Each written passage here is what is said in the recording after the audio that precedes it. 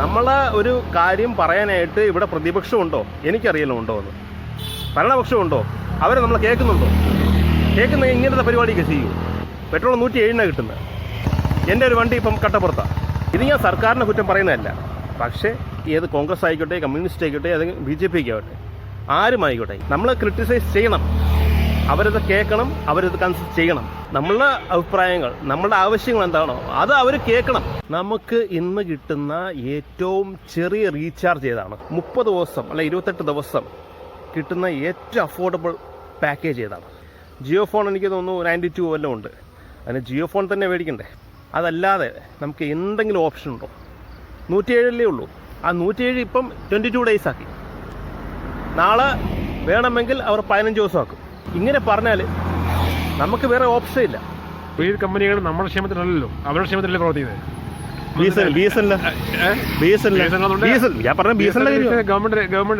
Government നമുക്ക് service ചെയ്യണം, profitable ആയി നമ്മൾ ജീവിക്കുന്ന രീതി. ഗവൺമെന്റ് കാര്യത്താണ്. ഗവൺമെന്റ് മീൻ പിടിക്കാൻ ഗവൺമെന്റ് 10 കാര്യം ചെയ്യുമ്പോൾ 9 കാര്യം ചെയ്യും. നമുക്ക് എതിരെ ചെയ്യും. ഒരു കാര്യം അനുകൂലമായി ജനങ്ങളുടെ വീട്ടിൽ കൂടെ കിറ്റ് എടുത്ത് തരും.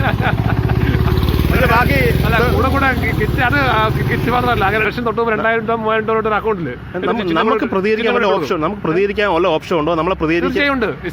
ആരും കേൾക്കുമോ? Based on constitution. ഓക്കെ, ഞാൻ പറഞ്ഞില്ലേ, മൊബൈൽ കമ്പനി നമ്മുടെ ക്ഷേമത്തിലല്ല. അവർ സർക്കാർ BSNL അല്ലേ? അവരെങ്കിലും നമുക്ക് ഓഫർ തരണം. ഫോർ എക്സാമ്പിൾ ട്രെയിനിൽ പോണ്, ജനറൽ കോച്ച് ഇല്ലാതിരിക്കട്ടെ, എല്ലാം സ്ലീപ്പർ, എന്ത് ചെയ്യും? ഈ അവസ്ഥയാണ് ഇപ്പം. അല്ല, ഇവിടെ 75 ദശലക്ഷം ആളുകൾ ദാരിദ്ര്യക്ക് താഴെയാണ്. അവർ മിഡിൽ ക്ലാസ് ആണ്. കേന്ദ്രം കണക്ക് തന്നെ, കേരളവും കണക്ക് തന്നെ. നമ്മളെ കുറിച്ച് അറിയണ്ട. രാഷ്ട്രപിതാവിന്റെ പേരുടെ മാറ്റി പറയുന്നത് അതൊക്കെ അവരെന്തോ ചെയ്തത്? അവരെന്തോ ചെയ്തോട്ടെ, എനിക്ക് പ്രൈസ് കുറച്ച് കിട്ടിയത്. നമുക്ക് നമ്മളെ വോയിസിന് പുല്ല് വരികയാണ്. ഇതാണ് പറഞ്ഞത് ജനാധിപത്യമായി മാറി. തൊഴിലുറപ്പ് മാറ്റി.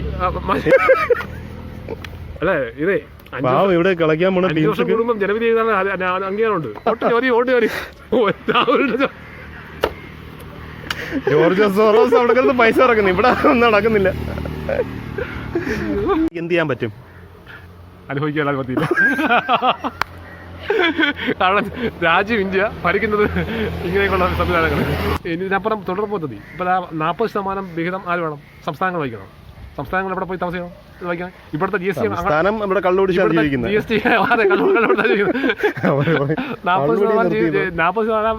സംസ്ഥാനം വഹിക്കണമെന്ന്. പ്രൈസ് പോയിന്റ് എല്ലാ തരത്തിലും. പിന്നെ ഇപ്പം അത് മൊബൈൽ റീചാർജ് മാത്രമല്ലല്ലോ, മറ്റെല്ലാ തരത്തിലും പ്രശ്നങ്ങളല്ലേ.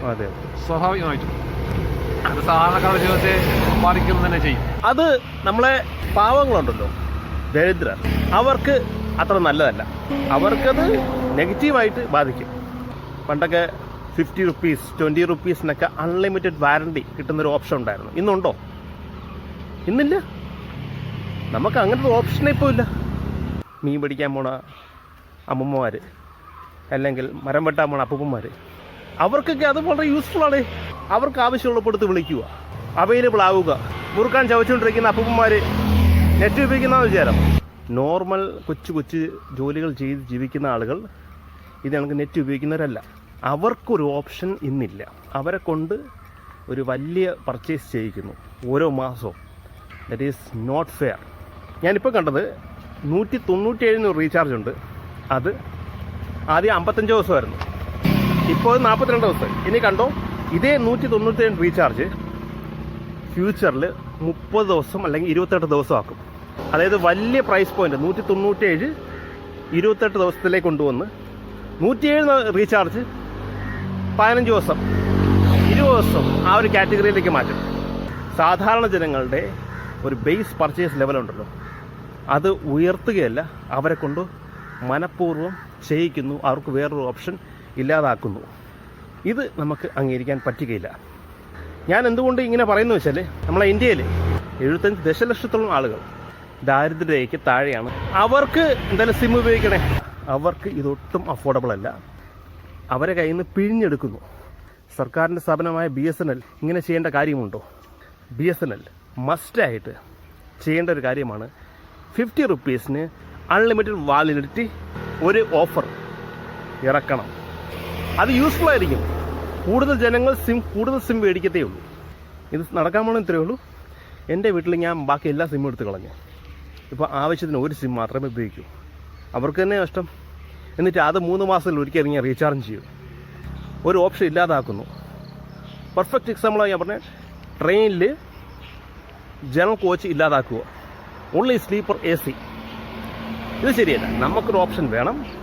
ഒരു ജനാധിപത്യ രാജ്യത്ത് മോണോപ്പൊളിയോ ഡിയോപ്പൊളിയോ അനുവദിക്കരുത്. നമുക്ക് ഇതിനെതിരെ ശബ്ദമുയർത്താൻ ഇപ്പോൾ ഒരു യൂട്യൂബൊക്കെ ഉള്ളതുകൊണ്ട് പറ്റുന്നു അല്ലേ? ഇല്ലെങ്കിൽ എന്ത് ചെയ്യും? ഇതൊരു ജനാധിപത്യ രാജ്യമാണ്. നമ്മളെ ഒരു കാര്യം പറയാനായിട്ട് ഇവിടെ പ്രതിപക്ഷമുണ്ടോ? എനിക്കറിയില്ല ഉണ്ടോ എന്ന്. ഭരണപക്ഷമുണ്ടോ? അവരെ നമ്മൾ കേൾക്കുന്നുണ്ടോ? കേൾക്കുന്ന ഇങ്ങനത്തെ പരിപാടിയൊക്കെ ചെയ്യൂ. പെട്രോൾ 107 കിട്ടുന്നത്. എൻ്റെ ഒരു വണ്ടി ഇപ്പം കട്ടപ്പുറത്താണ്. ഇത് ഞാൻ സർക്കാരിനെ കുറ്റം പറയുന്നതല്ല. പക്ഷേ ഞാൻ ഇപ്പം ഏത് കോൺഗ്രസ് ആയിക്കോട്ടെ, കമ്മ്യൂണിസ്റ്റ് ആയിക്കോട്ടെ, അല്ലെങ്കിൽ BJP ആയിക്കോട്ടെ, ആരുമായിക്കോട്ടെ, നമ്മൾ ക്രിട്ടിസൈസ് ചെയ്യണം. അവരത് കേൾക്കണം, അവരത് കൺസിഡർ ചെയ്യണം. നമ്മളുടെ അഭിപ്രായങ്ങൾ, നമ്മളുടെ ആവശ്യങ്ങൾ എന്താണോ അത് അവർ കേൾക്കണം.